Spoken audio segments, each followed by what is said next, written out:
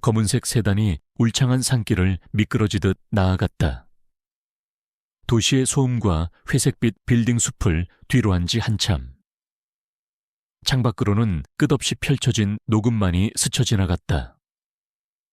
운전대를 잡은 강지훈의 표정은 차가운 강철처럼 굳어 있었다. 유신그룹의 유일한 후계자. 1,000억 원대의 자산을 움직이는 젊은 실력자. 세상이 그에게 붙여준 화려한 수식어들은 지금 이 순간 그에게 아무런 의미도 없었다. 그는 그저 지쳐 있었다. 회의와 보고. 끝없는 경쟁과 암투로 점철된 일상에서 벗어나고 싶었다. 이번 출장의 목적지는 외딴 온천 호텔 화원. 표면적인 이유는 휴식이지만 그의 진짜 목적은 유신그룹이 추진 중인 리조트 개발 부지를 최종 점검하는 것이었다. 화원은 그 거대한 계획의 마지막 퍼즐 조각이었고 그의 손에 그 운명이 달려 있었다. 그는 이곳의 가치를 냉정하게 평가하고 보고서를 올려야 했다. 몇 구비를 더 돌자. 인공적인 표지판 대신 오래된 돌장승이 그를 맞았다. 마치 속세와 선계의 경계인 듯. 장승을 지나자 공기의 질감부터 달라지는 듯했다.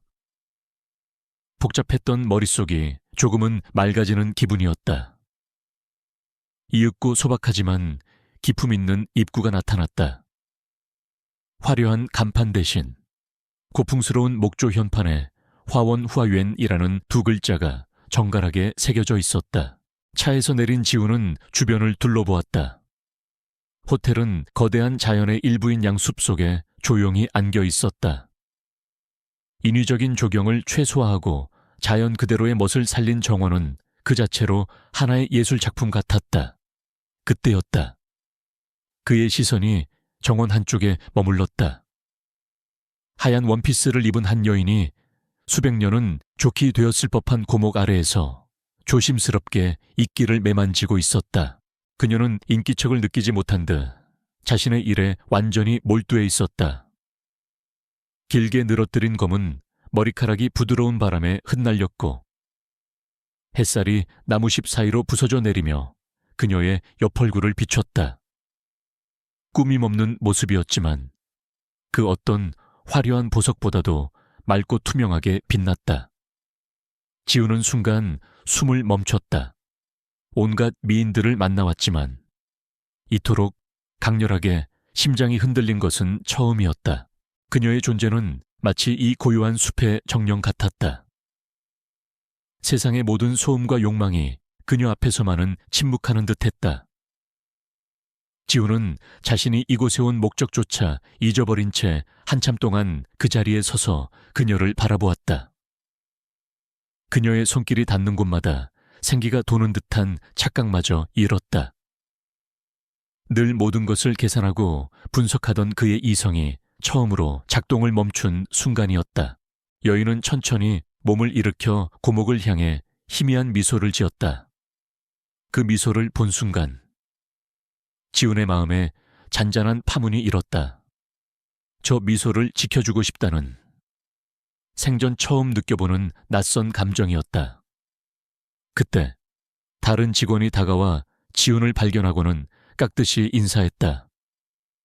손님, 먼 길 오시느라 고생하셨습니다. 체크인을 도와드리겠습니다. 그 소리에 여인도 고개를 돌려 지훈을 바라보았다. 그녀의 눈은 숲의 새벽 안개처럼 깊고 고요했다. 지훈은 애써 태연한 척하며 직원을 따라 로비로 들어섰다. 하지만 그의 심장은 여전히 아까의 그 순간에 머물러 있었다. 체크인을 하는 동안에도 그의 신경은 온통 그녀에게 쏠려 있었다.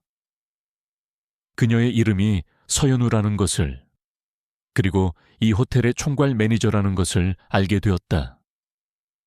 단순한 직원이 아니었다. 그녀는 이 화원의 심장과도 같은 존재였다.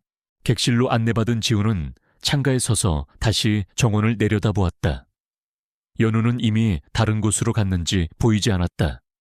하지만 그녀가 남긴 잔상은 그의 망막에 선명하게 새겨져 있었다. 그는 가방에서 태블릿 PC를 꺼냈다. 화면에는 화원 인수 및 재개발 계획안이라는 글자가 선명했다. 프로젝트 책임자는 그의 사촌이자 사내 경쟁자인 최민혁 상무였다. 계획안은 화원의 역사적, 문화적 가치를 철저히 무시한 채 오직 수익성만을 목표로 하고 있었다. 낡고 비효율적인 시설을 모두 철거하고 그 자리에 거대한 규모의 VIP 전용 리조트를 짓겠다는 내용이었다. 보고서 속 화원은 그저 돈벌이 수단에 불과했다. 하지만 지훈이 방금 본 화원은, 그리고 서연우라는 여인은 그런 차가운 숫자로 평가할 수 있는 대상이 아니었다. 그는 태블릿을 덮었다. 머릿속이 복잡하게 얽혀왔다. 유신그룹의 후계자로서 그는 당연히 회사의 이익을 따라야 했다. 그것이 그가 지금까지 살아온 방식이었다. 하지만 서연우의 맑은 눈빛과 고요한 미소가 자꾸만 눈앞에 아른거렸다. 그녀의 얼굴 위로 불도저가 모든 것을 무너뜨리는 장면이 겹쳐졌다. 지훈은 미간을 찌푸렸다. 단 한 번의 만남으로 그의 철옹성 같던 마음에 균열이 가기 시작한 것이다. 그는 이 임무를 과연 냉정하게 수행할 수 있을까? 처음으로 자신에게 그런 질문을 던졌다. 지금까지 단 한 번도 의심해 본 적 없는 자신의 길 위에서 그는 길을 잃은 아이처럼 서 있었다.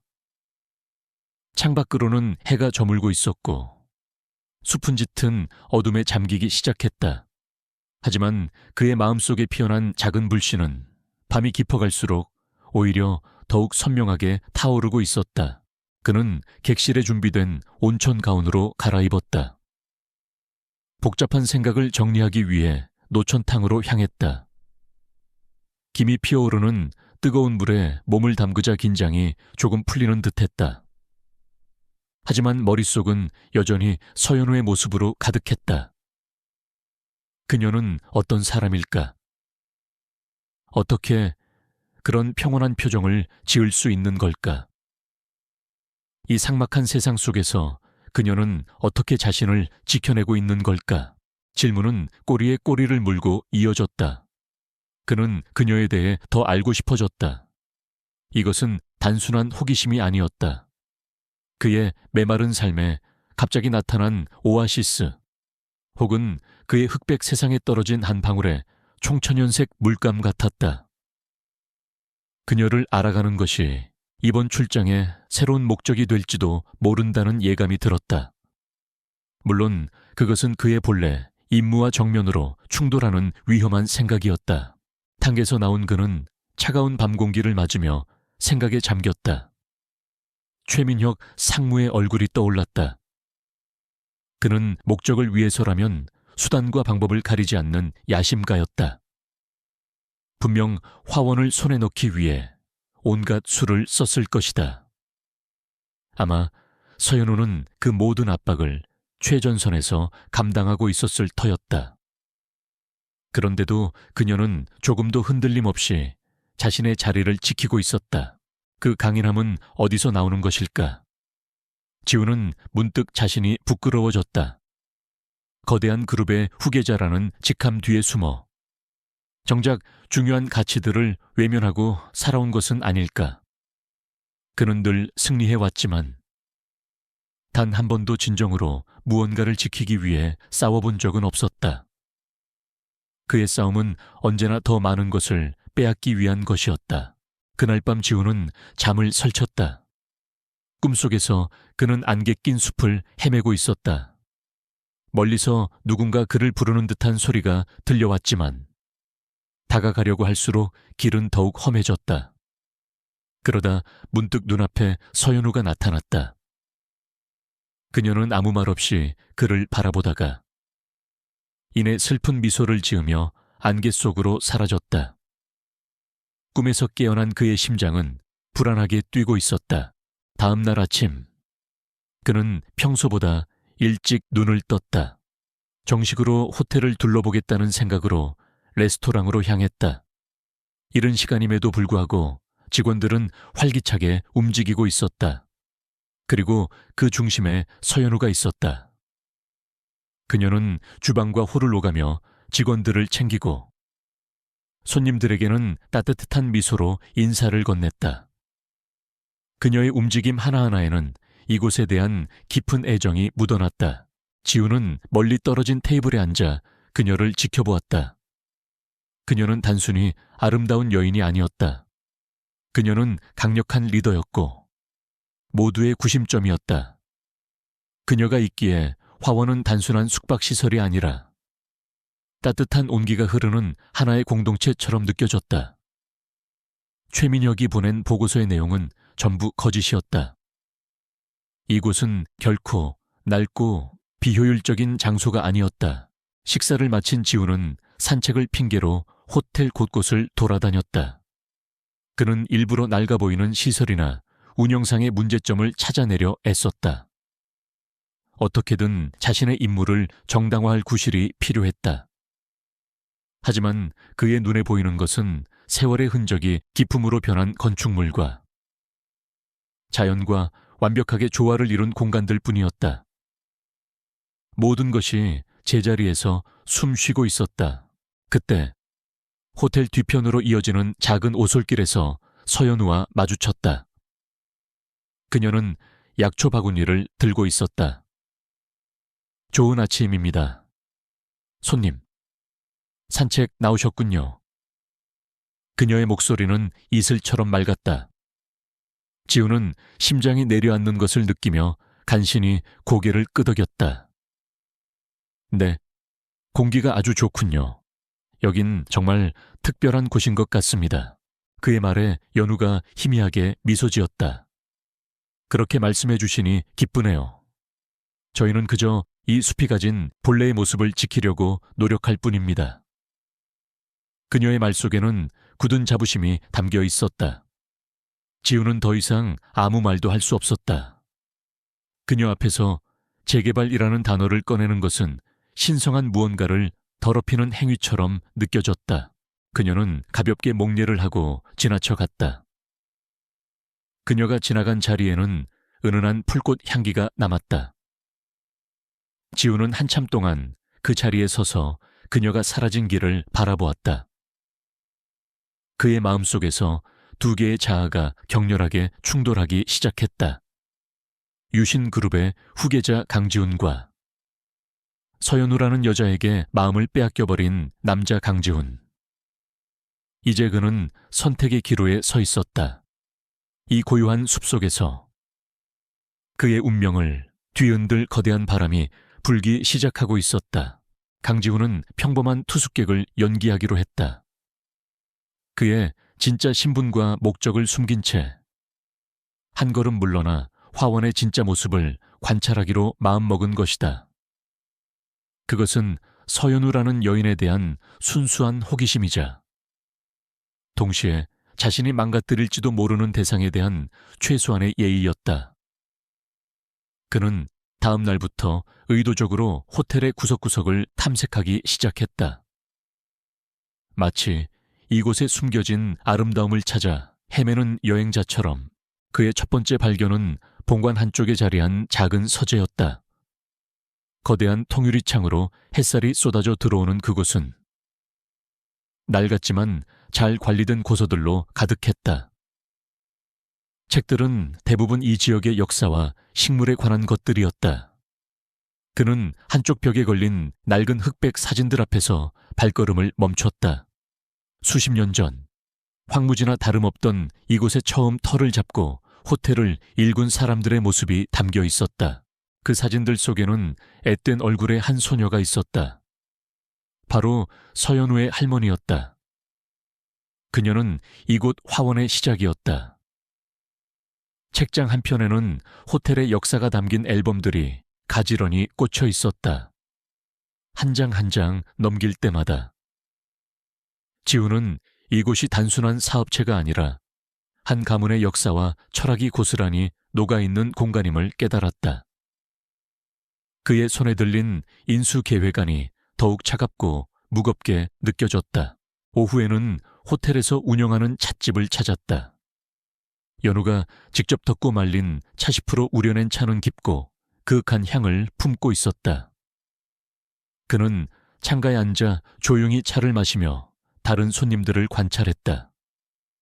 손님들은 대부분 오랜 단골인 듯했다.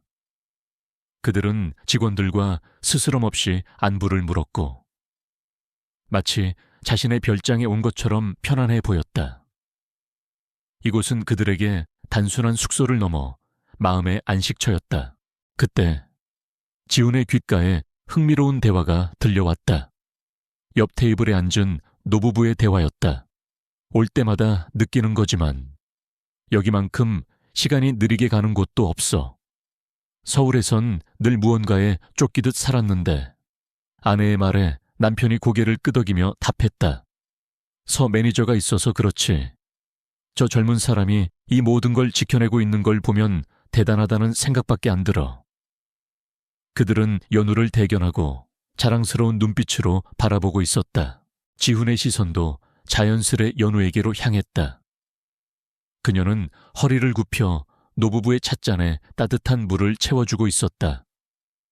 그녀의 얼굴에는 영업용 미소가 아닌 진심에서 우러나오는 따뜻함이 어려 있었다. 저 여인은 이 모든 사람들의 신뢰와 기대를 한 몸에 받고 있었다. 그녀가 지키려는 것은 낡은 건물이 아니라 그 안에 담긴 사람들의 시간과 추억이었다. 며칠 동안 지훈의 관찰은 계속되었다. 그는 연우가 잃은 새벽 정원을 가꾸는 모습, 주방장과 새로운 메뉴에 대해 진지하게 토론하는 모습, 나이 든 직원들의 건강을 살뜰히 챙기는 모습을 보았다. 그녀는 호텔의 모든 세세한 부분에 관여하고 있었지만 결코 서두르거나 지친 기색을 보이지 않았다. 그녀의 존재 자체가 화원에 안정감과 품격을 더해주고 있었다. 그러던 어느 날 오후, 지훈은 인적이 드문 후원의 정제서 책을 읽고 있었다.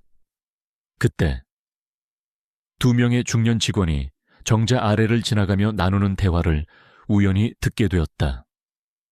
그들은 주변을 살피며 목소리를 낮췄지만 바람을 타고 몇 마디가 지훈의 귀에 똑똑히 박혔다.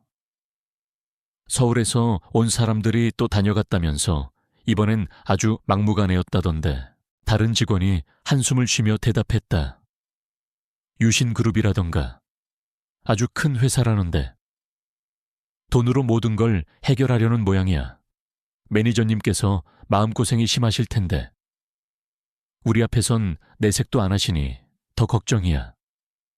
그들의 목소리에는 깊은 불안과 걱정이 서려 있었다. 유신그룹, 그 이름이 지훈의 심장을 날카롭게 찔렀다. 올 것이 오고야 말았다는 불길한 예감이 들었다. 마을 이장님까지 회유하려 했다는 소문도 있더군. 몇몇 가게들은 벌써 납품 계약을 끊겠다고 협박받았다는 말도 있고. 그들의 대화는 지훈이 상상했던 것보다 훨씬 더 추악한 현실을 드러내고 있었다. 최민혁은 정당한 비즈니스가 아니라 비열한 압박과 협박으로 화원의 숨통을 조이고 있었다. 그리고 자신은 그 계획의 마지막 마무리를 위해 이곳에 온 공범자였다. 지훈은 손에 들고 있던 책을 조용히 덮었다. 더 이상 평온한 마음으로 이곳의 아름다움을 감상할 수 없었다. 자신이 속한 세계의 추악한 민낯을 마주한 기분이었다. 직원들이 멀어지자 그는 자리에서 일어났다. 그의 머릿속은 복잡한 생각들로 뒤엉켰다. 이 사실을 알면서도 모른 척 임무를 완수하고 돌아가야 하는가? 아니면 이 모든 것을 바로잡기 위해 무언가를 해야 하는가? 그날 저녁 그는 연우와 식당에서 마주쳤다. 그녀는 다른 손님을 응대하느라 바빠 보였다. 하지만 지훈은 그녀의 미소 뒤에 감춰진 희미한 피로감을 읽을 수 있었다. 그녀는 혼자서 거대한 폭풍과 맞서 싸우고 있었다. 누구에게도 기댈 곳 없이 오직 이곳을 지켜야 한다는 책임감 하나로 버티고 있는 것이다. 그 순간 지훈의 마음속에서 무언가 단단한 것이 부서져 내렸다. 그는 더 이상 방관자로 머물 수 없었다. 유신그룹의 후계자라는 직함이 처음으로 부끄럽게 느껴졌다. 그는 자신의 힘을 이용해 부당한 일을 바로잡아야 했다. 그것이 이 아름다운 장소와 꿋꿋하게 그것을 지키는 여인에 대한 최소한의 도리였다. 그는 결심했다. 최민혁의 계획을, 그리고 유신그룹의 탐욕을 이 자리에서 막아내겠다고. 객실로 돌아온 지우는 곧장 비서에게 전화를 걸었다. 박 실장, 유신건설에서 진행 중인 영서지구 리조트 개발 사업 관련 자료 전부 나에게 보내. 특히 화원호텔 부지 매입과 관련된 모든 보고서, 회의록, 자금 집행 내역까지 하나도 빠짐없이 보안 등급 최상으로 내 개인 메일로만 보내도록 해. 그의 목소리는 그 어느 때보다 차갑고 단호했다. 전화를 끄는 그는 창밖을 바라보았다. 어둠이 내린 화원은 고요한 등불 아래 평화로워 보였다. 하지만 저 평화로운 풍경 아래에는 보이지 않는 위협이 독버섯처럼 자라나고 있었다. 지우는 이제 더 이상 여행객이 아니었다. 그는 이 고요한 전쟁의 한복판에 뛰어들기로 결심한 또 한 명의 전사였다. 그의 상대는 자신의 사촌이자 그가 속한 거대한 제국 그 자체였다. 그는 노트북을 켜고 메일을 기다렸다. 화면의 불빛이 그의 얼굴을 비췄다. 그의 눈빛에는 더 이상 이전의 피로나 무기력함은 보이지 않았다. 대신 차가운 분노와 뜨거운 결의가 함께 타오르고 있었다. 숨겨진 아름다움의 이면에는 숨겨진 추악함이 있었다. 그리고 그는 그 추악함을 세상에 드러내기로 결심했다. 서연우의 미소를. 그리고 이 화원의 평화를 지키기 위해서 이것은 이제 그의 싸움이기도 했다. 강지훈의 노트북 화면에 복잡한 데이터와 도표들이 쉴 새 없이 펼쳐졌다. 박 실장이 보내온 자료의 양은 방대했다. 그는 밤을 새워가며 최민혁이 작성한 보고서의 모든 줄을 파고들었다.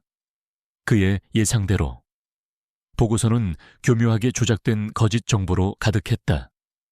화원의 운영 수익은 의도적으로 축소되었고 시설 유지 비용은 과도하게 부풀려져 있었다.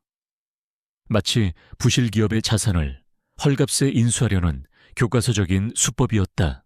더욱 가관인 것은 지역 상생 발전 기금이라는 명목으로 거액의 자금이 집행된 내역이었다.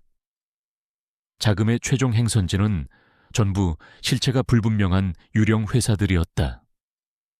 지우는 그것이 지역 유지나 반대 세력을 회유하고 협박하기 위한 검은 돈이라는 것을 직감했다. 최민혁은 자신의 야망을 위해 회사의 자금을 횡령하고 한 장소의 역사와 사람들의 삶을 무참히 짓밟고 있었다. 분노가 그의 혈관을 타고 흘렀다. 그날 저녁 호텔의 미묘한 소란이 일기 시작했다. 화원의 자랑인 노천 온천의 수온이 갑자기 떨어지기 시작한 것이다. 처음에는 사소한 문제련이 했던 직원들의 얼굴에 점차 당혹감이 번졌다. 몇몇 손님들의 불평이 접수되자 서연우가 직접 현장으로 나섰다. 지우는 로비 한쪽에서 이 모든 상황을 지켜보다가 조용히 그녀의 뒤를 따랐다. 그의 마음속에 불길한 예감이 싹트고 있었다. 온천의 심장부인 기계실은 본관 뒤편의 외진 곳에 있었다. 연우는 익숙하게 각종 밸브와 계기판을 살폈다. 그녀는 단순히 보고만 받는 관리자가 아니었다. 호텔의 모든 설비에 대한 이해도가 전문가 수준이었다.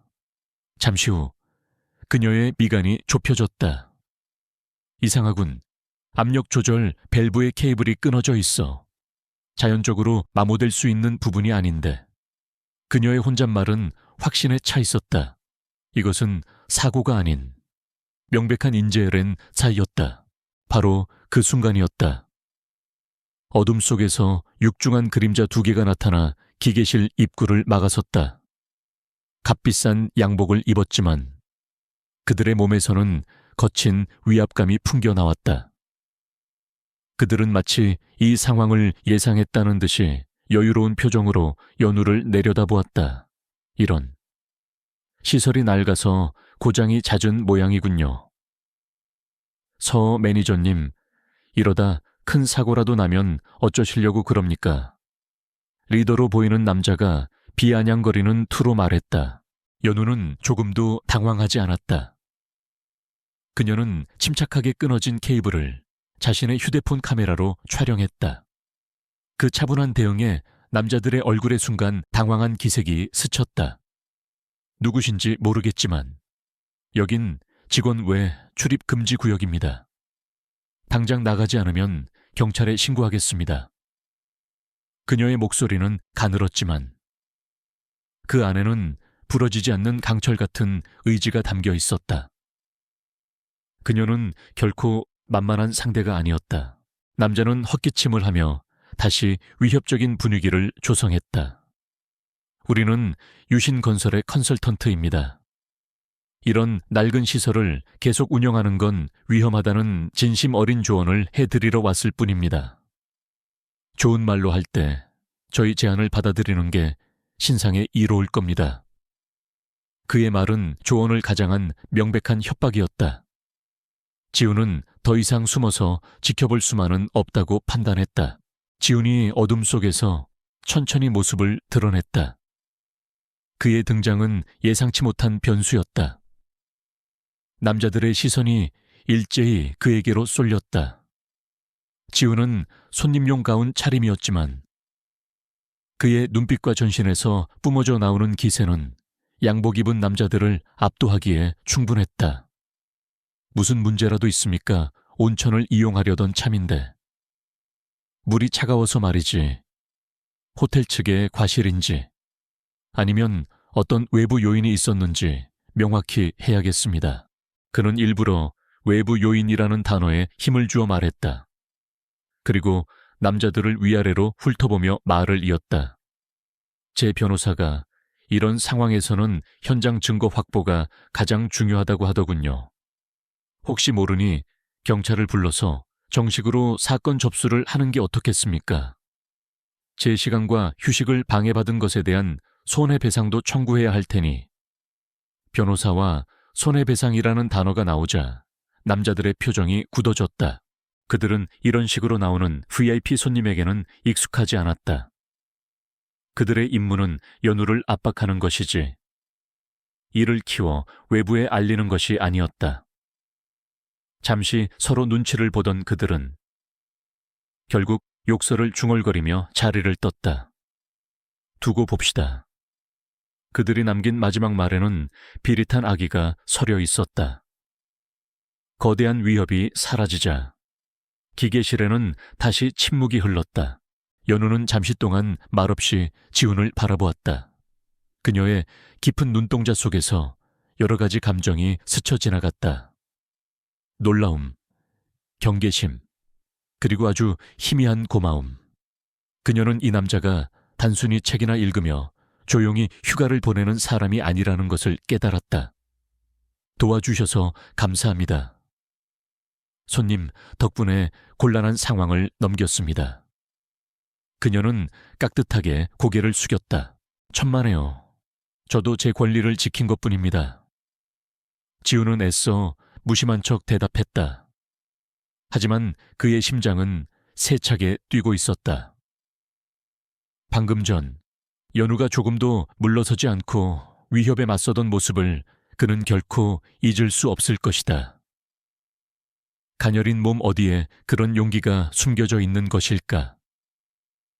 그녀를 지켜주고 싶다는 마음이 이전보다 훨씬 더 강렬하고 절박하게 차올랐다. 그날 밤 화원의 온천은 다시 정상 가동되었다. 연우와 몇몇 직원들이 밤늦게까지 매달려 수리를 마친 덕분이었다. 하지만 호텔 전체에 보이지 않는 균열이 가기 시작했다는 것을 모두가 알고 있었다. 평화롭던 화원의 일상에 드리워진 위협의 그림자는 이제 너무나도 선명해졌다. 그리고 그 균열의 중심에 강지훈과 서연우 두 사람이 서 있었다. 운명은 그들을 같은 싸움의 한복판으로 밀어넣고 있었다. 지난밤의 소동은 마치 던져진 돌멩이처럼 화원의 고요한 수면에 파문을 남겼다. 서연우와 직원들은 애써 평소처럼 행동했지만 그들의 얼굴에는 숨길 수 없는 긴장감이 서려 있었다. 강지훈은 그 긴장감의 실체를 알고 있었다. 그의 방에서는 밤새 노트북 불빛이 꺼지지 않았다. 최민혁이 남긴 디지털 족적을 쫓는 그의 눈은 사냥감을 발견한 맹수처럼 번뜩였다. 그는 자금 흐름을 역추적하며 마침내 결정적인 단서를 찾아냈다. 지역 상생발전기금의 일부가 청송개발이라는 페이퍼 컴퍼니를 통해 한 개인의 계좌로 흘러들어간 정황을 포착한 것이다. 그 계좌의 주인은 이 지역의 군의원이었다.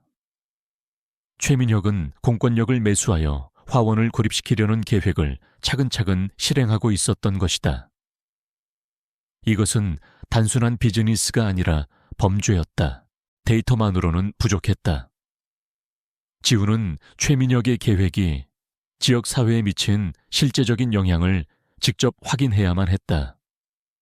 그는 등산객으로 위장하고 호텔을 나섰다. 그의 목적지는 화원에서 가장 가까운 작은 마을이었다. 고급 세단 대신 호텔에서 빌린 낡은 자전거를 타고 그는 평범한 여행객인 척 마을로 향했다. 겉보기엔 평화로운 시골 마을이었지만 그 이면에는 보이지 않는 상처가 골마 터지고 있었다. 마을 초입의 작은 식당에 들러 늦은 점심을 주문했다. 식당 주인인 노파는 무뚝뚝했지만 그의 소박한 행사에게 경계심을 풀었는지 조금씩 말문을 열었다. 지훈은 자연스럽게 화원 호텔에 대해 물었다. 그 호텔, 참 좋은 곳 같더군요. 조용하고. 그의 말에 노파의 얼굴에 그림자가 드리웠다. 좋으면 뭘 해. 곧 있으면 서울에서 온 사람들이 다 밀어버리고 골프장을 짓는다는데. 노파의 목소리에는 체념과 분노가 섞여 있었다. 얼마 전부터 이상한 사람들이 마을을 들쑤시고 다녀 헐값에 땅 팔라고 협박하고 말 안 들으면 가게 손님들 발길이 뚝 끊기게 만들고 화원에 식자재 납품하던 김서방네는 계약이 끊겨서 거의 망하게 생겼어. 그녀의 이야기는 지훈이 문서로 확인했던 차가운 사실들에 고통스러운 생명을 불어넣었다. 지훈은 식당을 나와 김서방이라는 사람이 운영하던 채소 가게를 찾아갔다. 가게는 문이 닫혀 있었고 유리창에는 임대문이라는 글씨가 붙어 있었다. 가게 앞에는 팔리지 못한 채 시들어버린 채소들이 쌓여 있었다. 그것은 최민혁의 탐욕이 남긴 잔혹한 증거였다. 한 사람의 삶이, 한 가족의 생계가 이렇게 무참하게 짓밟히고 있었다. 지훈은 주먹을 세게 쥐었다. 그는 마을을 더 둘러보았다. 몇몇 가게들은 이미 문을 닫았고 주민들의 얼굴에서는 활기를 찾아보기 힘들었다. 그들은 거대한 자본의 폭력 앞에 무력하게 세우러져 가고 있었다. 지훈은 깨달았다. 최민혁이 노리는 것은 단순히 화원 호텔 하나가 아니었다.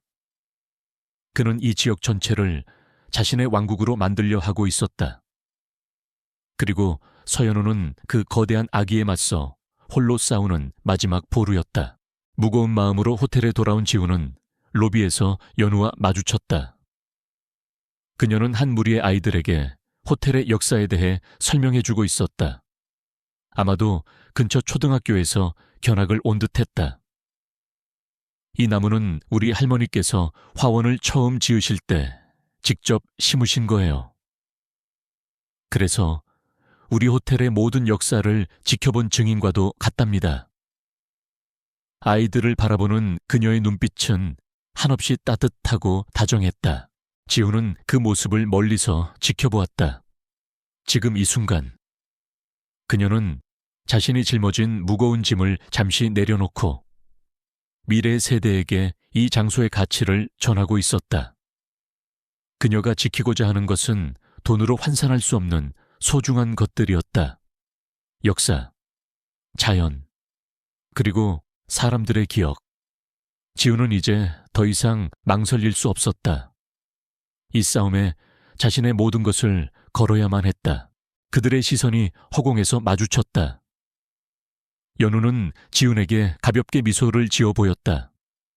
평소와 같은 미소였지만 지훈은 그 미소의 무게를 이제 알 수 있었다. 그는 말없이 고개를 끄덕여 답했다. 그의 눈빛에는 이전에는 없었던 깊은 공감과 굳은 결의가 담겨 있었다.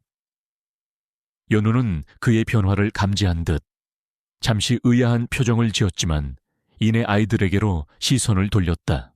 객실로 돌아온 지훈은 곧바로 전화를 걸었다. 상대는 유신그룹 법무팀 내에서 그가 유일하게 신뢰하는 인물이자 그의 개인 변호사나 다름없는 김영철 팀장이었다. 김 팀장, 내 말 잘 들어. 지금부터 자네는 내 지시만 따라야 하네. 누구에게도 보고해선 안 돼. 특히 최민혁 상무 쪽 사람들은 더더욱. 그의 목소리는 얼음장처럼 차가웠다. 그는 김 팀장에게 자신이 지금까지 파악한 모든 정보를 전달했다. 불법적인 자금 흐름, 페이퍼 컴퍼니, 그리고 지역 주민들을 상대로 한 협박과 압박까지. 모든 것을 들은 김 팀장은 경악을 금치 못했다. 이건 명백한 불법입니다. 부사장님 횡령, 배임, 협박죄까지 적용될 수 있는 심각한 사안입니다. 지훈은 차갑게 대답했다. 알아, 그래서 자네가 필요한 거야. 그는 마지막 지시를 내렸다. 최민혁 상무의 모든 개인 계좌와 차명 계좌로 의심되는 것들을 전부 추적해. 그리고 청송개발 대표와 군의원의 뒷조사도 시작해. 증거를 확보해야 해. 그들이 빠져나갈 수 없는 완벽한 증거를. 그의 싸움은 이제 본격적으로 시작되었다. 가려져 있던 진실의 장막을 걷어내고 추악한 민낯을 세상에 드러낼 시간이었다. 화원의 운명은 이제 그의 손에 달려 있었다.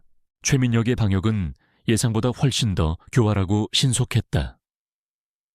강지훈이 법적 증거를 수집하는 동안 그는 화원의 근간을 뒤흔들 수 있는 가장 치명적인 무기를 꺼내 들었다. 그것은 바로 신뢰를 파괴하는 것이었다.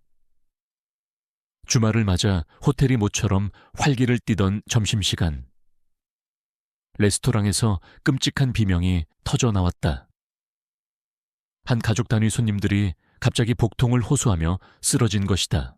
순식간에 레스토랑은 아수라장이 되었다. 아이의 울음소리와 어른들의 고통스러운 신음, 다른 손님들의 놀란 웅성거림이 뒤섞였다. 서연우는 즉시 현장으로 달려갔다. 그녀는 침착하게 직원들에게 구급차를 부르도록 지시하고 쓰러진 손님들의 상태를 살폈다. 하지만 상황은 그녀의 통제를 벗어나고 있었다. 쓰러진 손님의 일행 중 한 명이 의도적으로 큰 소리로 외쳤다. 이 호텔 음식에 문제가 있어. 명백한 식중독이야. 그의 외침은 기름에 부은 불과 같았다. 곧이어 어떻게 알았는지 보건소 직원들이 들이닥쳤고 지역 신문 기자라며 카메라 플래시를 터뜨리는 사람까지 나타났다. 모든 것이 마치 잘 짜인 연극처럼 착착 진행되었다. 지훈은 멀리서 이 모든 광경을 지켜보며 주먹을 불끈 쥐었다. 이것은 최민혁이 꾸민 비열한 함정이었다. 그는 연우와 화원을 사회적으로 매장시키려 하고 있었다. 보건소 조사관은 고압적인 태도로 주방을 폐쇄하고 식자재를 압수했다. 그는 연우를 범죄자 취급하며 몰아세웠다. 호텔의 위생관리가 이 모양이니 이런 사고가 나는 겁니다. 당장 영업 정지 처분을 내리겠습니다. 정밀 조사가 끝나기 전까지는 레스토랑은 물론 객실 영업도 일체 중단하십시오. 그의 입에서 나온 영업 정지라는 말은 사형 선고나 다름없었다. 연우의 얼굴이 하얗게 질렸다. 하지만 그녀는 무너지지 않았다. 조사에는 성실히 협조하겠습니다. 하지만 아직 원인이 규명되지 않은 상태에서 일방적으로 영업 정지를 명령하는 것은 부당합니다. 저희는 수십 년간 단 한 번의 위생사고도 없었습니다. 그녀는 끝까지 자신의 결백과 화원의 명예를 지키려 애썼다. 그러나 조사관은 코웃음을 치며 서류에 펜을 가져갔다. 바로 그때였다. 강지훈이 앞으로 나섰다. 그는 더 이상 가면 뒤에 숨어 있을 수 없었다. 이 연극을 끝내기 위해서는 연극의 판 자체를 뒤엎을 수 있는 압도적인 힘을 보여주는 수밖에 없었다. 그는 조사관의 앞을 막아서며 나직하지만 단호한 목소리로 말했다. 잠깐, 그 서류에 서명하기 전에 당신이 지금 누구의 사업을 방해하고 있는지 아는 게 좋을 겁니다. 모든 사람의 시선이 그에게로 쏠렸다. 조사관은 어이없다는 표정으로 지훈을 쏘아보았다. 당신은 누군데 감히 공무집행을 방해하는 거요. 지훈은 그의 눈을 똑바로 마주보며 품 안에서 명함을 꺼내 그의 눈앞에 내밀었다. 명함에는 유신그룹 전략기획실 부사장 강지훈이라는 글자가 선명하게 새겨져 있었다. 순간 주변의 모든 소음이 멎었다. 조사관의 눈이 경악으로 커졌다. 그는 자신의 눈을 의심하며 명함과 지훈의 얼굴을 번갈아 쳐다보았다. 지훈은 싸늘한 목소리로 말을 이었다. 화원 호텔은 현재 유신그룹 본사에서 직접 관리하는 특별 사업 대상입니다. 나의 허가 없이 이곳에 대한 어떠한 행정처분도 내릴 수 없소. 지금 당신의 행위는 유신그룹의 경영활동에 대한 명백한 방해 행위로 간주될 수 있음을 경고하지. 그의 선언은 폭탄과도 같았다. 조사관은 사색이 되어 덜덜 떨기 시작했다. 식중독 소동을 일으켰던 남자들도 안절부절 못하며 슬금슬금 뒷걸음질 쳤다. 기자 행세를 하던 남자도 황급히 카메라를 내렸다. 그 누구도 유신그룹의 후계자에게 맞설 엄두를 내지 못했다. 상황은 순식간에 역전되었다. 지훈은 자신의 지위를 이용해 최민혁의 비열한 공격을 완벽하게 막아냈다. 위기는 넘어갔다. 조사관과 가짜 손님들은 쥐 죽은 듯 조용히 흩어졌다. 하지만 진짜 폭풍은 이제부터 시작이었다. 소란이 가라앉은 레스토랑에는 지훈과 연우, 그리고 망연자실한 직원들만이 남아있었다. 연우는 아무 말 없이 지훈을 바라보고 있었다. 그녀의 눈동자가 파르르 떨렸다. 그 안에는 충격과 혼란, 그리고 깊고 차가운 배신감이 담겨 있었다. 유신그룹, 마침내 그녀가 입을 열었다. 그녀의 목소리는 유리 조각처럼 위태롭게 흔들렸다. 그럼 지금까지 저를 속여왔던 건가요, 당신도? 그들과 한패였던 겁니까? 그녀의 모든 믿음이 산산조각 나는 소리가 들리는 듯했다. 지훈은 가슴이 아파왔다. 그는 이런 식으로 자신의 정체를 밝히고 싶지 않았다.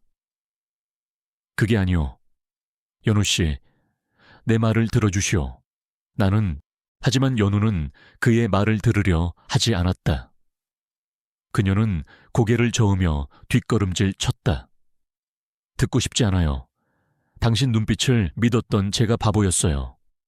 이 모든 게 당신들이 화원을 빼앗기 위해 꾸민 연극이었군요. 그녀의 눈에서 투명한 눈물 한 방울이 흘러내렸다. 그 눈물은 지훈의 심장에 낙인처럼 찍혔다. 그는 그녀에게 세상에서 가장 깊은 상처를 주고 말았다. 제발 오해하지 마시오. 나는 당신을 도우려고. 그의 필사적인 외침은 공허하게 울렸다. 연우는 차갑게 등을 돌렸다. 당신들의 도움 따위는 필요 없어요. 차라리 정정당당하게 뺏으러 왔다고 말하는 편이 나았을 겁니다. 위선자. 그 말을 마지막으로 그녀는 레스토랑을 빠져나갔다.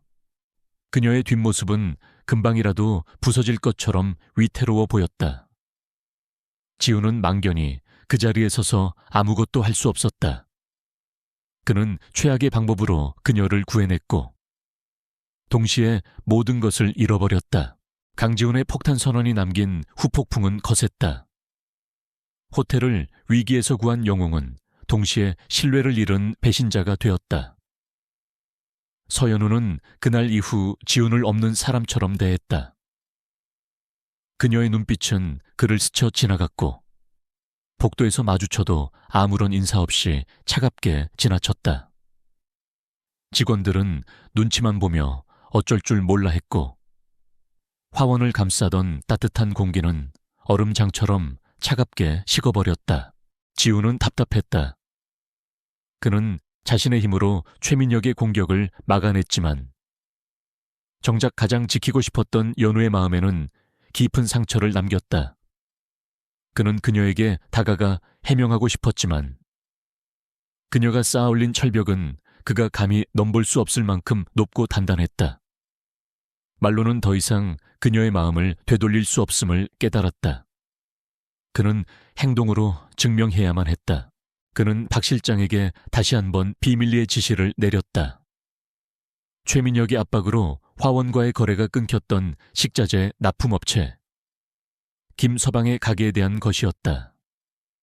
지우는 유신그룹의 계열사인 유신유통의 이름으로 김서방에게 새로운 계약을 제시하도록 했다.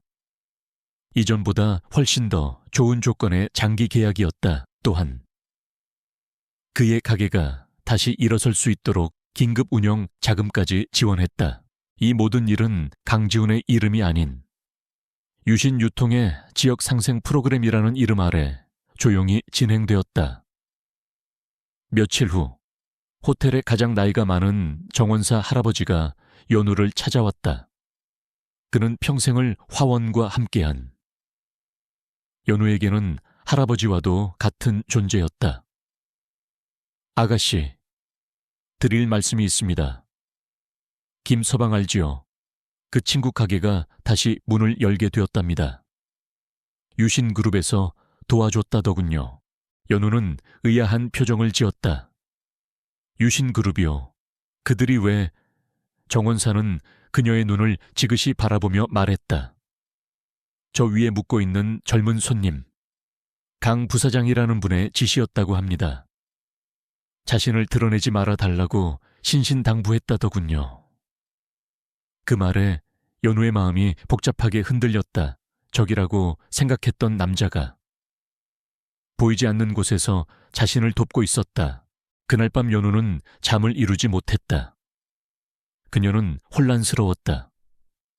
강지훈에 대한 배신감과 분노는 여전했지만 그의 행동은 그녀가 생각했던 악당의 모습과는 거리가 멀었다. 그는 왜 이런 일을 하는 것일까? 더 큰 음모를 위한 위선일까? 아니면 정말로 자신을 돕고 싶은 걸까? 그녀는 최민혁의 다음 공격이 언제, 어떤 방식으로 들어올지 모른다는 공포에 시달리고 있었다. 혼자서는 더 이상 버틸 수 없다는 것을 그녀 자신도 알고 있었다. 다음 날 아침, 연우는 큰 결심을 했다. 그녀는 지훈의 방문을 두드렸다. 문이 열리고 조금은 수척해진 지훈의 얼굴이 나타났다. 잠깐 이야기 좀 할 수 있을까요? 그녀의 목소리는 아직 경계심으로 가득했지만 이전과 같은 날카로운 저기는 없었다. 지훈은 말없이 고개를 끄덕이고 그녀를 방 안으로 안내했다. 어색한 침묵이 두 사람 사이를 흘렀다. 연우가 먼저 입을 열었다. 김서방님 일 들었어요. 왜 그런 일을 하셨죠? 동정인가요? 아니면 보상심리인가요? 그녀의 질문은 날카로웠다. 지훈은 변명하지 않고 솔직하게 답했다. 둘 다 아니요. 당연히 해야 할 일을 했을 뿐이요. 유신그룹이 망가뜨린 것을. 유신그룹이 책임지는 것은 당연한 일이니까. 그는 탁자 위에 서류철 하나를 올려놓았다. 이것은 최민혁 상무가 이사회를 속이기 위해 조작한 보고서와 그가 불법적으로 조성한 비자금 내역이요. 지훈은 자신이 지금까지 알아낸 모든 것을 그녀 앞에 펼쳐 보였다. 그는 자신의 원래 임무가 무엇이었는지, 그리고 그녀를 만난 후 어떻게 마음이 바뀌었는지 담담하게 고백했다. 그의 목소리에는 어떤 꾸밈이나 거짓도 없었다. 오직 진실의 무게만이 담겨 있었다. 연우는 충격적인 사실들에 할 말을 잃었다. 그녀가 막연하게 짐작만 하던 거대한 음모의 실체가 눈앞에 드러난 것이다. 그녀는 한참 동안 서류를 말없이 넘겨보았다. 그리고 마침내 고개를 들어 지훈을 바라보았다. 당신을 어떻게 믿죠? 당신도 결국 유신그룹의 사람이잖아요. 그녀의 목소리는 여전히 불안에 떨고 있었다. 지훈은 그녀의 눈을 피하지 않고 말했다. 나를 믿지 않아도 좋소. 하지만 이것 하나만은 알아주시오. 지금 우리의 적은 같다는 것. 나는 최민혁을 막을 것이고 당신은 화원을 지켜야 하오. 목표가 같다면 손을 잡지 못할 이유도 없지 않겠소. 그의 제안은 합리적이었고 또한 거부할 수 없는 유혹이었다. 연우는 이것이 위험한 도박이라는 것을 알았지만 달리 선택의 여지가 없었다. 그녀는 길게 숨을 내쉬었다. 좋아요. 당신과 손을 잡겠어요. 그녀의 대답에 지훈의 얼굴에 비로소 희미한 안도의 빛이 스쳤다. 연우는 말을 이었다. 하지만 분명히 해두죠. 이건 어디까지나 화원을 지키기 위한 임시 동맹일 뿐이에요. 저는 아직 당신을 완전히 믿는 게 아니에요. 그걸로 충분하오. 지훈이 대답했다. 깨어졌던 신뢰의 파편들 위로. 위태롭지만 절실한 동맹이 맺어지는 순간이었다. 그들은 밤늦게까지 함께 머리를 맞대고 방역을 위한 계획을 세우기 시작했다. 지훈의 전략적인 사고와 기업 정보력, 그리고 연우의 지역 사회에 대한 깊은 이해와 네트워크가 결합되었다. 지훈이 물었다. 최민혁에게 가장 큰 피해를 입었지만 아직 굴복하지 않은 사람이 누구요? 그 사람의 증언이 우리에게는 가장 강력한 무기가 될 거요. 연우의 눈빛이 날카롭게 빛났다. 드디어 방역의 서막이 오르고 있었다. 그들의 조용한 방역이 시작되었다. 작전의 첫 번째 목표는 최민혁의 압박에 가장 끈질기게 저항해 온 박노인이었다. 그는 대대로 이 지역에서 전통 목공의 공방을 운영해 온 장인이자 마을의 정신적 지주와도 같은 인물이었다. 서연우는 그를 설득하는 것이 이번 싸움의 성패를 가를 중요한 열쇠라고 판단했다. 그녀는 홀로 박노인의 공방을 찾아갔다. 박노인은 완고했다. 그는 유신그룹이라는 이름만 들어도 손사래를 쳤다. 그놈들이 보낸 사람은 다 똑같아. 돌아가시오.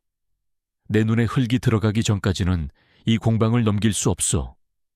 그는 이미 수차례에 걸친 협박과 회유에 지쳐 있었고 더 이상 아무도 믿지 않으려 했다. 연우는 포기하지 않고 그의 옆에 앉아 묵묵히 그가 일하는 모습을 지켜보았다. 그녀는 싸움에 대해 이야기하지 않았다. 대신 어릴 적 할머니 손을 잡고 그의 공방에 놀러왔던 추억을 이야기했다. 그가 만들어준 작은 목각 인형을 얼마나 소중히 여겼는지, 그의 나무 향기 나는 공방이 얼마나 따뜻한 안식처였는지 진심을 담아 이야기했다.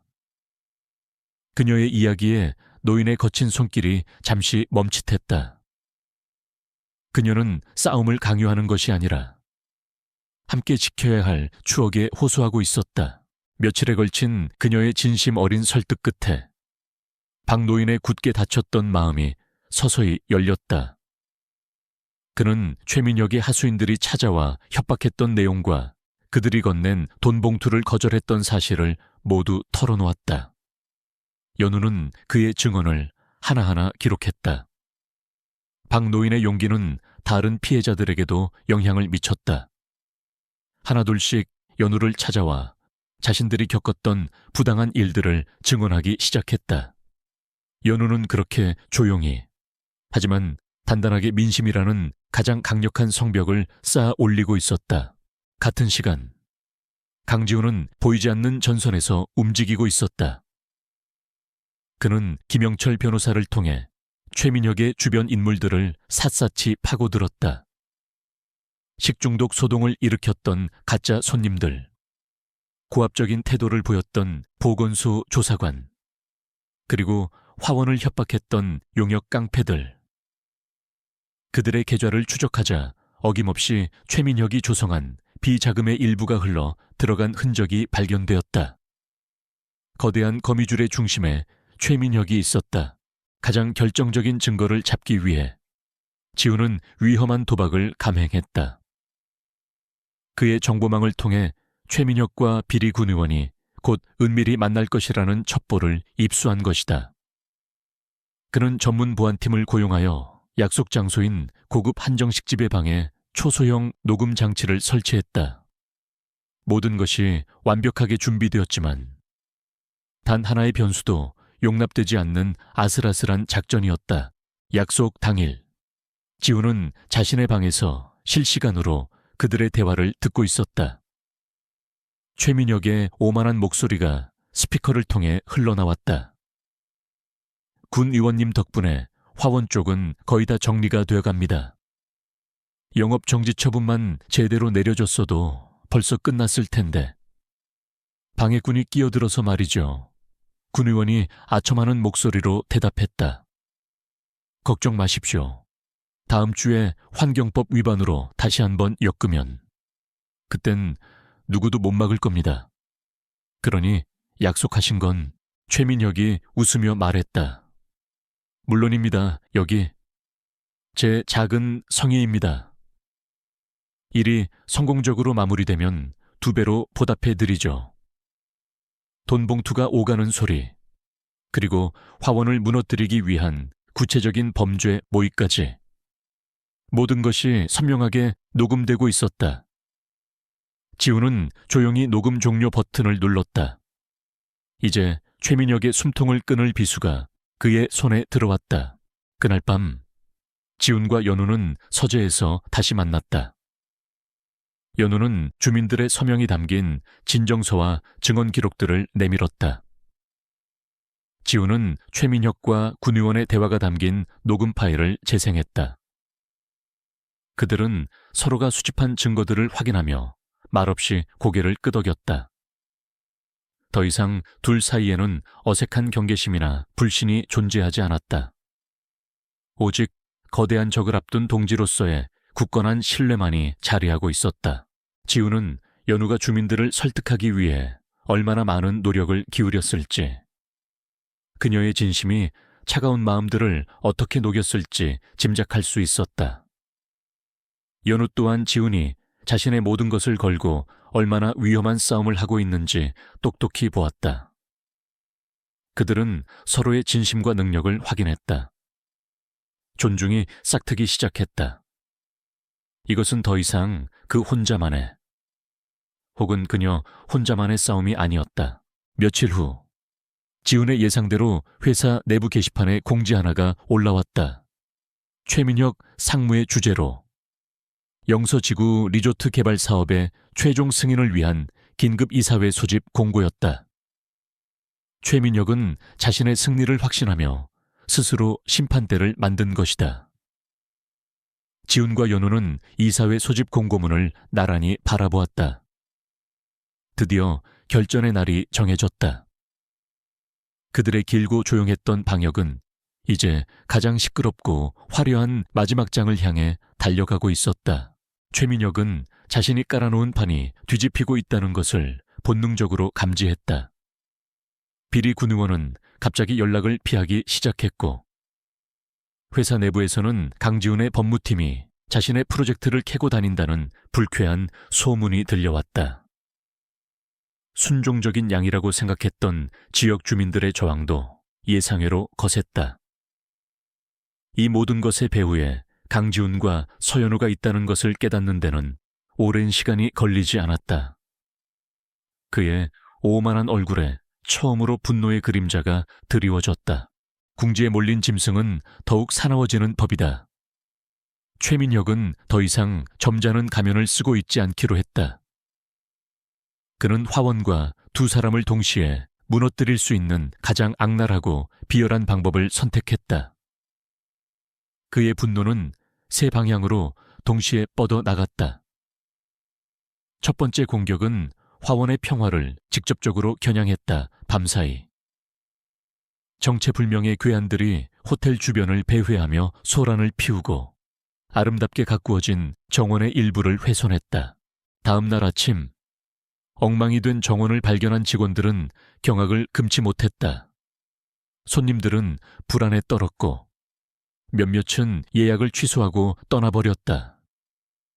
화원을 감싸던 평온한 신뢰의 분위기에 공포라는 균열이 생기기 시작했다.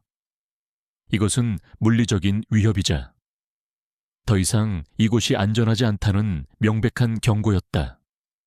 연우는 직원들을 다독이고 손님들에게 사과하며 상황을 수습하려 애썼지만 그녀의 어깨를 짓누르는 압박감은 점점 더 무거워졌다.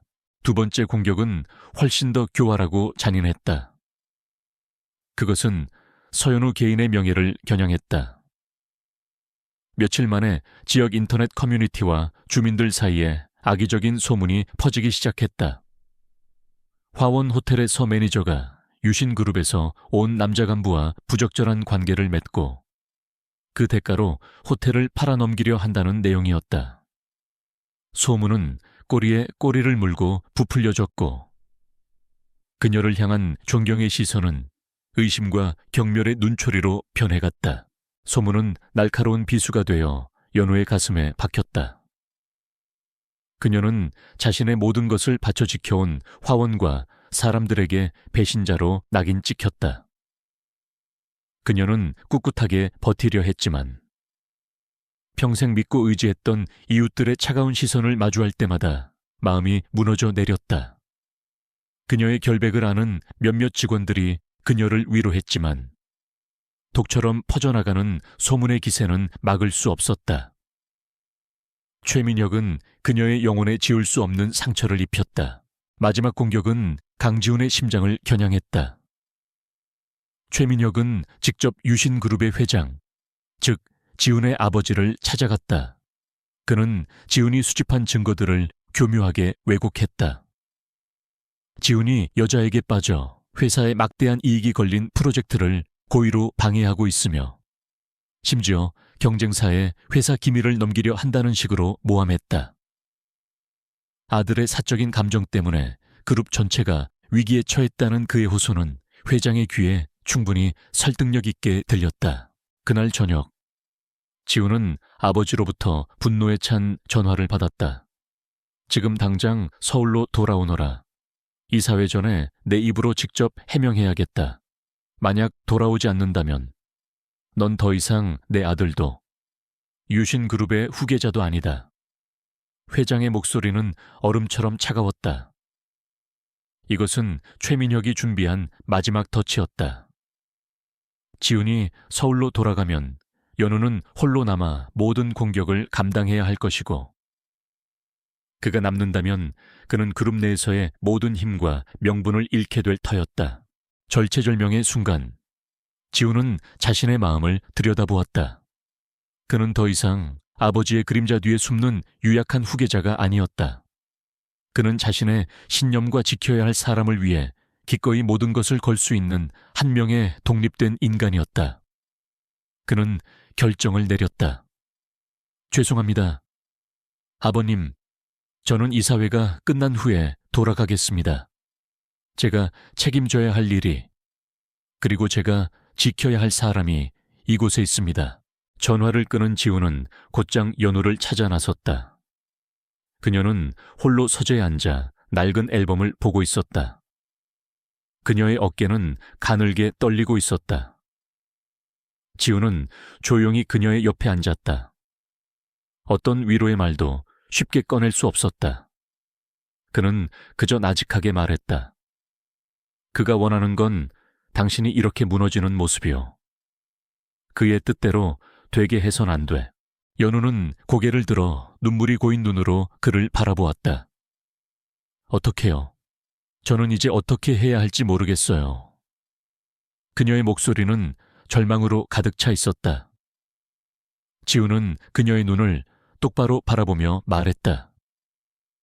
혼자가 아니오. 내가 여기 있어. 방금 아버지의 명령을 거절했어. 이 사회가 끝날 때까지. 아니, 이 모든 것이 끝날 때까지 나는 당신 곁을 떠나지 않을 거요. 그의 말에 연우의 눈동자가 세차게 흔들렸다. 그는 그녀를 위해 자신의 모든 것을 내던진 것이다. 그 순간. 두 사람을 가로막고 있던 마지막 불신의 벽이 허물어졌다. 그들은 더 이상 불안한 동맹이 아니었다. 거대한 폭풍 속에서 서로의 등을 기댈 수 있는 유일한 존재. 운명을 함께하는 동반자였다. 이 사회는 이제 하루 앞으로 다가왔다. 최민혁의 분노는 극에 달했고 그들을 향한 압박은 숨을 쉴 수 없을 만큼 거세졌다. 하지만 두 사람은 더 이상 두렵지 않았다. 결전의 날이 밝았다. 유신그룹 본사 빌딩은 차가운 유리와 강철로 만들어진 거대한 성체처럼 서울의 하늘을 찌르고 있었다. 화원의 따뜻한 흙과 나무의 감촉에 익숙해진 서연우에게 그곳은 숨막히는 위압감으로 다가왔다. 그녀는 굳은 표정으로 자신의 옆에 선 강지훈을 바라보았다. 그의 얼굴에는 긴장감이 서려 있었지만 그 눈빛만큼은 흔들림 없이 단단했다. 그들은 적의 심장부로 들어서고 있었다. 최민혁은 이사회실에서 자신만만한 미소를 지으며 이사들을 맞이하고 있었다. 그는 강지훈이 회장의 명령을 거역하고 화원에 남아있다는 사실에 쾌재를 불렀다. 자신의 라이벌이 여자 하나 때문에 스스로 몰락의 길을 택했다고 확신했다. 그는 곧 이 지긋지긋한 싸움을 끝내고 화원을 손에 넣은 뒤 그룹 내에서 자신의 입지를 확고히 다질 생각에 부풀어 있었다. 이사회가 시작되고 최민혁의 유려한 프레젠테이션이 이어졌다. 그는 조작된 수치와 거짓된 전망을 근거로 화원 재개발 사업의 당위성을 역설했다. 그는 화원을 낙후되고 비효율적인 공간으로 묘사했으며 자신의 계획이 지역 경제에 활력을 불어넣을 유일한 대안이라고 주장했다. 몇몇 이사들은 감탄하며 고개를 끄덕였고 회장석에 앉은 강 회장의 표정은 무겁게 굳어 있었다. 모든 것이 최민혁의 시나리오대로 흘러가고 있었다. 이상입니다. 이사님들의 현명한 판단을 부탁드립니다. 최민혁이 의기양양하게 발표를 마친 순간이었다. 잠깐만, 굳게 닫혀있던 이사회실의 문이 열리며 강지훈이 들어섰다. 그의 뒤에는 서연우와 김영철 변호사가 서류 가방을 든 채 따르고 있었다. 예상치 못한 그의 등장에 회의장은 찬물을 끼얹은 듯 조용해졌다. 최민혁의 얼굴에서 미소가 사라지고 경악과 분노가 그 자리를 대신했다. 강 회장이 녹이 띈 목소리로 외쳤다. 강지훈, 네가 지금 제정신이냐? 여기가 어디라고 함부로 지우는 아버지의 분노를 정면으로 마주하며 허리를 숙였다. 죄송합니다. 회장님. 하지만 이 표결은 이 사회 전체를, 나아가 우리 유신그룹 전체를 기만하는 행위이기에 막아야만 했습니다. 그는 당당하게 회의장 중앙으로 걸어 나갔다. 이것이 그의 마지막 도박이었다. 그는 최민혁이 띄워놓은 스크린 옆에 자신의 노트북을 연결했다. 지금부터 제가 보여드리는 것이 영서지구 리조트 개발 사업의 진짜 모습입니다. 그의 화면에는 최민혁의 보고서와 실제 화원의 재무제표가 나란히 비교되어 나타났다. 수익을 축소하고 비용을 부풀린 명백한 회계 조작의 증거 앞에 이사들은 술렁이기 시작했다. 최민혁의 얼굴은 하얗게 질려갔다. 이것은 시작에 불과합니다. 지훈의 공격은 멈추지 않았다. 그는 최민혁의 비자금이 지역 군의원에게 흘러들어간 계좌 내역을 공개했다. 그리고 이어서 서연우가 앞으로 나섰다. 그녀는 조금도 떨지 않고 이사들 앞에서 지역 주민들이 직접 서명한 탄원서와 그들이 겪었던 협박의 증거들을 낭독하기 시작했다.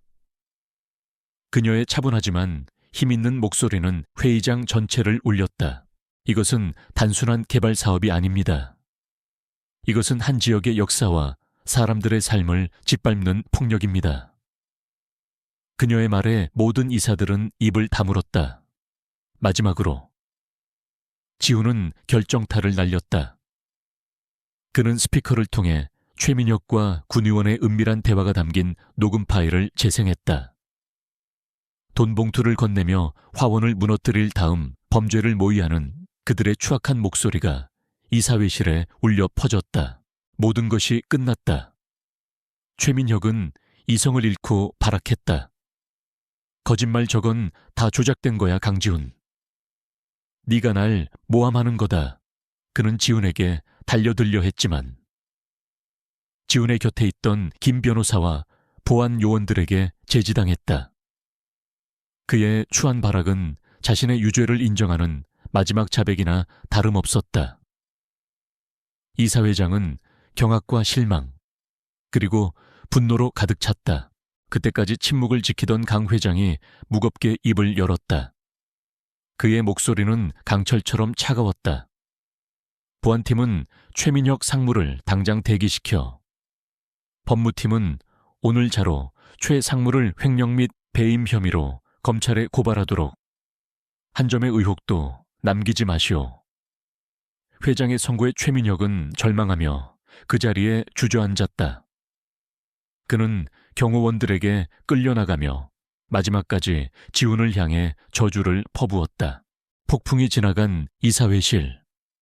지훈은 회장 앞에 섰다. 그는 더 이상 아버지의 인정을 구하는 아들이 아니었다. 저는 이번 프로젝트의 전면 백지화를 요청합니다. 그리고 피해를 입은 지역 주민들에게 그룹 차원의 공식적인 사과와 정당한 보상을 진행하겠습니다. 이익만을 좇는 유신의 방식은 이제 바뀌어야 할 때입니다. 그의 선언은 유신그룹의 미래를 향한 새로운 비전이었다.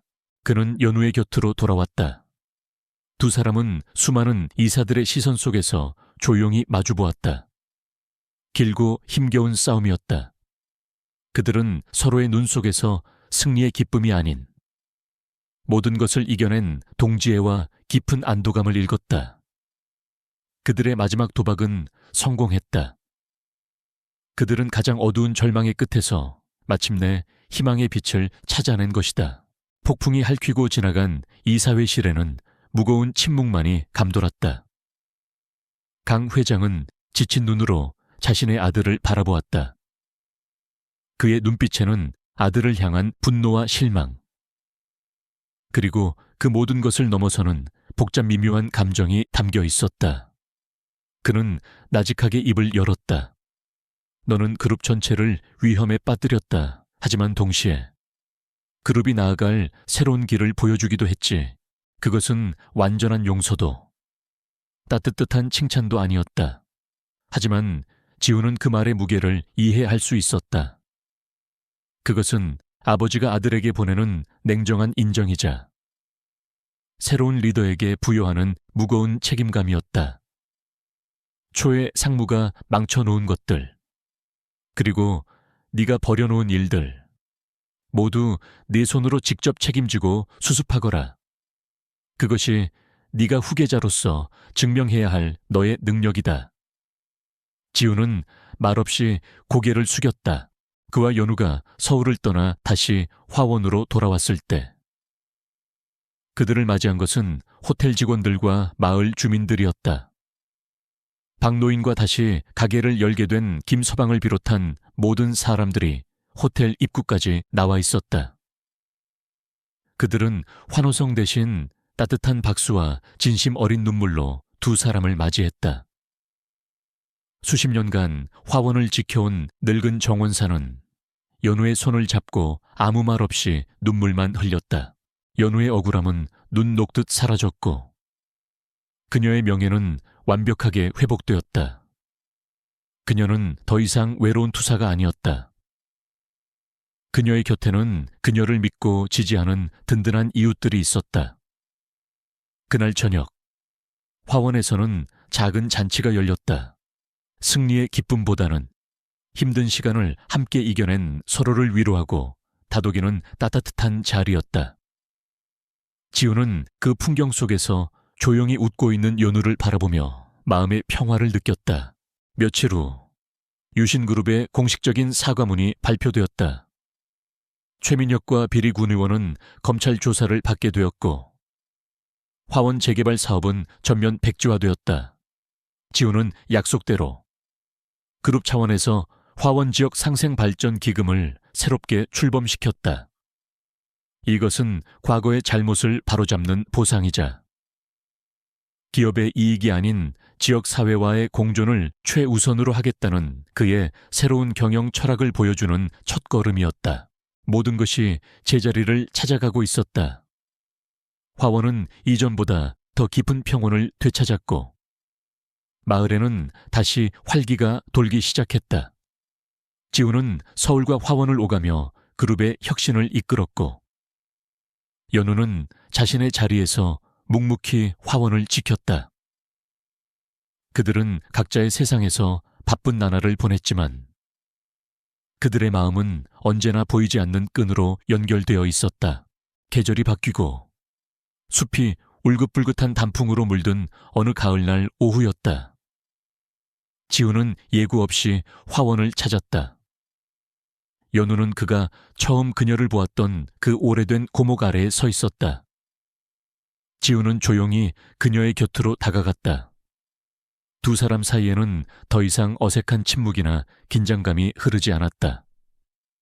함께 수많은 밤을 새우며 계획을 세우고 서로의 가장 약한 모습을 보듬어 주었던 시간들이 그들을 단단하게 묶어주고 있었다. 지훈이 먼저 입을 열었다. 내가 이곳에 처음 왔을 때 나는 모든 것에 지쳐 있었소. 내 인생은 온통 회색빛이었지. 하지만 당신과 이곳 화원을 만나고 모든 것이 바뀌었소. 그는 자신의 마음을 꾸미거나 과장하지 않았다. 그저 담담하게 진심을 전했다.